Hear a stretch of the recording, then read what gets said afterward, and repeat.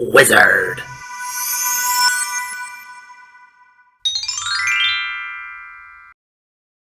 Hi, I'm Everett Abrams, the Wizard of Wood, and today I want to talk to you about that myth that nobody talks about the customer always being right.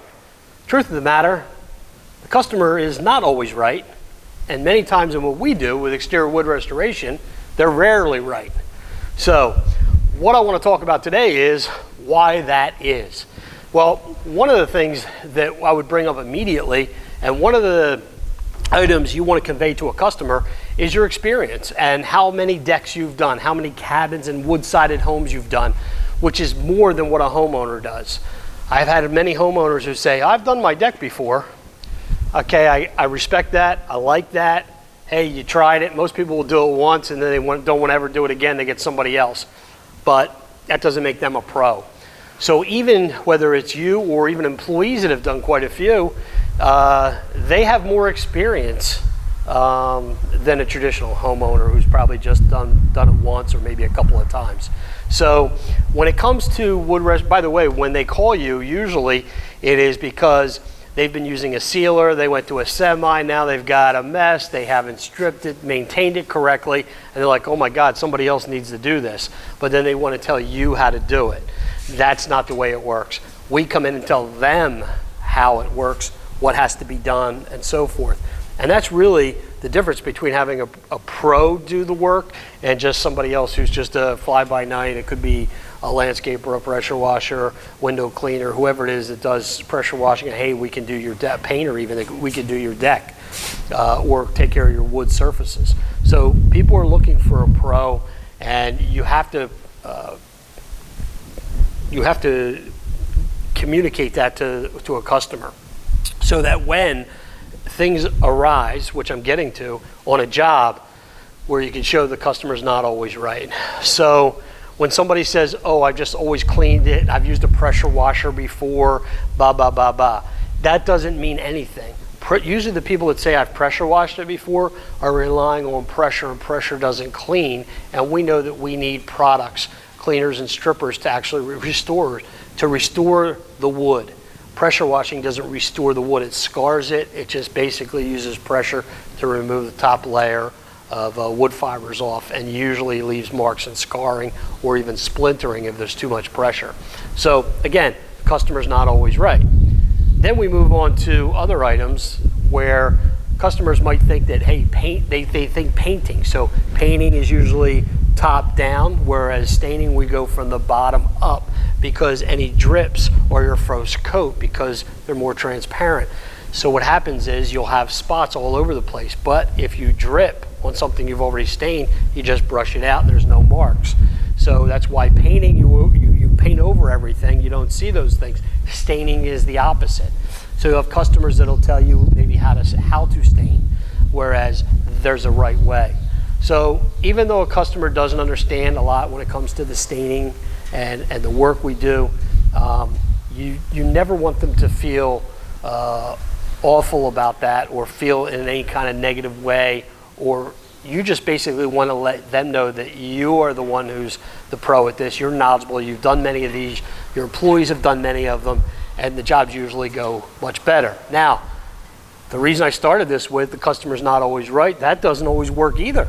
So we've had them where sealing concrete around the pool, and we're using stripper, and the stripper that gets in the pool actually floats on the top, and then what happens is it fills with water, it dissipates, and it's ineffective. I can actually take the stripper, dump it in a pool, and it wouldn't do anything. However, we've had a customer that they had some spots from wear and tear on a pool, swore that it had to happen from us. They didn't realize it was wear and tear, wouldn't accept the fact that there could be another possibility, and sometimes they stick to that. Now, this could happen for a couple reasons. One is, it could be they're just looking to get a free pool liner or free work done. They could be targeting you and going through your insurance company, because today we know, and customers have been educated, that insurance companies would rather pay out than actually come out and do their due diligence and actually research what has to be done. Now, I had an incident that happened to me where I actually had a chemist. I also had 2 pool owners, had to tell the homeowner that there was normal wear and tear and that the stripper couldn't possibly have done that work before they acquiesced and said, hey, okay, you were right. But these things happen. Just don't assume the customer is always right, because they're looking for you sometimes to say, okay, I'll take care of it. Okay, I'll turn to my insurance. Whereas sometimes they're wrong. And in those cases, it costs you money. It could cost you your business with a large filing with the insurance or a lawsuit if you did something that you're accused of doing something you did not do. So again, customer's not always right. We've also had many instances to a finish of, where's the accountability on the customer, where's the accountability on us as a company or individuals.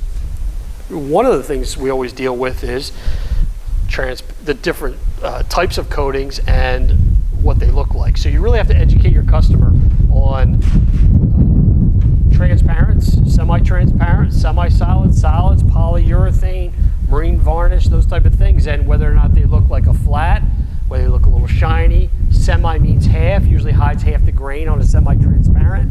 We deal with polyurethanes and varnishes, which actually accentuate and give a little shine or a lot of shine to a wood surface. And these are some of the coatings that we go through. So one of the things we always do is we either put it on wood so they can see it, not on a chart, not on a fan deck on a piece of paper, not on a computer screen. We actually want to show it to them on a piece of wood first, and then they say yay or nay. And then we still, as another layer of insulation, I guess you'll say, we actually put it on their surface first and make sure they're okay with it, and then we move forward with it. So we have had instances where we showed a piece of wood with a urethane on it and the shine, and then we put it on and the customer comes back and says, oh, I thought you were going to use a matte finish. Well, it said marine varnish in the estimate. We put on the marine varnish. We showed you a sample with the varnish where it was shiny. Where would you get matte from that? So again, customer's not always right. And to redo all that work is big. So if you dot all your I's and cross all your T's, be professional. Usually you can work through these things. Sometimes you won't be able to. Sometimes the customer is actually wrong. But still, remaining professional and working through the issue is always the best way and best method. So that's just my take. I'm Everett Abrams, the Wizard of Wood. Be careful, because sometimes the customer is really not always right, and sometimes they are wrong. Of course, we are too sometimes. But when it comes to exterior wood restoration, teaching is part of the accountability part, and you want to make sure you do the best you can conveying to the customer what something is going to look like when it's done, how things are going to go, and so forth, so that at the end you can sit back and say, I did everything I was supposed to, and that way you're always coming from a better place. All right, I'm Everett Abrams, the Wizard of Wood. If you have any comments for me, leave them below. I'd like to hear some of your stories or some of your comments, and I'll answer those as well. All right, Everett Abrams, the Wizard of Wood. Take care. Thank you for watching this video.